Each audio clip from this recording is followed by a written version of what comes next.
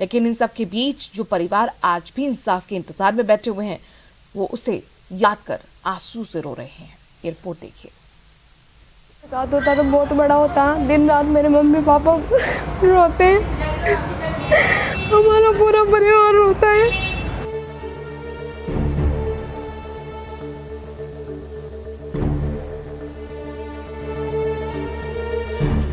13 मई 2008 मंगलवार का वो काला दिन आज भी देश के जहन में बिल्कुल ताजा है। राजधानी जयपुर 12 मिनट के अंतराल और 2 किलोमीटर के दायरे में 8 सीरियल बम धमाकों ने पूरे देश को झकझोर कर रख दिया।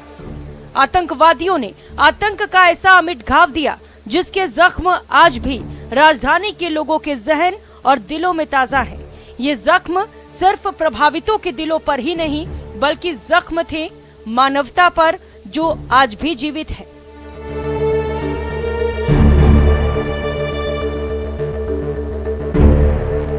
चांदपोल हनुमान मंदिर के बाहर आरती के समय हुआ पहला धमाका और वहीं देखते ही देखते एक के बाद एक 8 धमाकों से गुलाबी नगरी लहूलुहान हो गई। चारों ओर खून, चित्कार और लोगों के मान से चिथड़े ही चिथड़े बिखरे पड़े थे। किसी ने अपना बेटा खोया तो किसी ने अपना पति तो किसी ने अपने माता पिता को ही खो दिया। पूरे के पूरे परिवार ही खत्म हो गए। हमने तो हमारे पिताजी को खो दिया और हमारे जैसे बहुत परिवार ने, 71 परिवारों ने अपना अपना कोई प्रमुख अंग खोया अपने परिवार का। तो उनका अपराधी कौन है? एक बहन अपने भाई को खो के कैसे महसूस कर सकती है? अगर उनको फांसी की सजा होती है कैसा महसूस करोगे बेटा?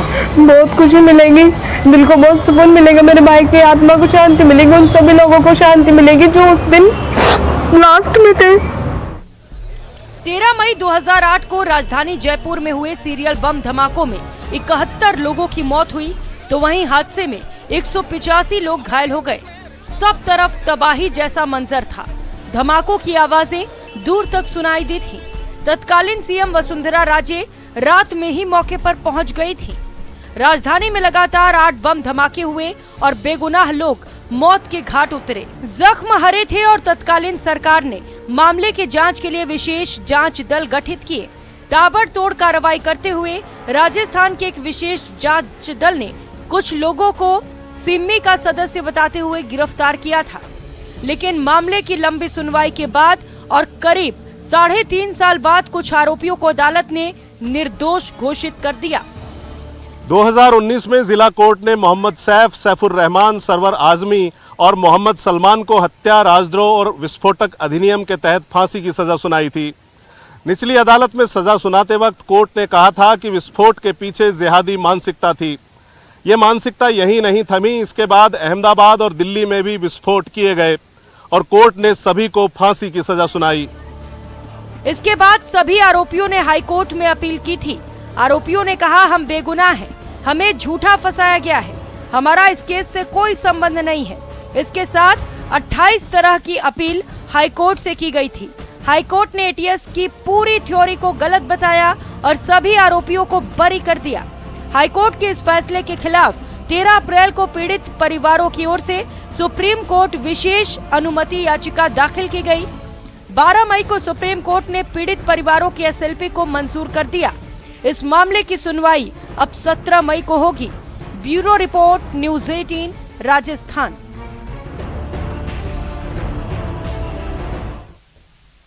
और अब बात अलवे की करते हैं, जहां पर जोड़िया में केंद्रीय मंत्री भूपेंद्र यादव पहुंचे। उन्होंने किसान सम्मेलन को संबोधित किया। इस दौरान भूपेंद्र यादव ने कांग्रेस पर जमकर हमला बोला। यही नहीं, जयपुर ब्लास्ट को लेकर भी कांग्रेस को घेरा। साथ ही कहा कि राजस्थान में बीजेपी की सरकार ही बनेगी।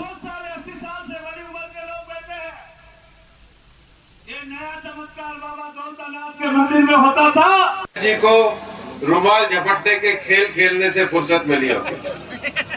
24 घंटे इसी काम में लगे रहे।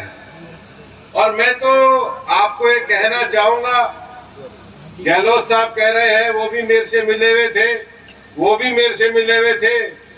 जब 6 महीने बाद चुनाव के परिणाम आएंगे और जनता इनको हराएगी, तब असली में पता लगेगा कि सचिन पायलट और अशोक गहलोत ये दोनों एक दूसरे से मिले हुए हैं। लगभग 70 के करीब लोग मारे गए।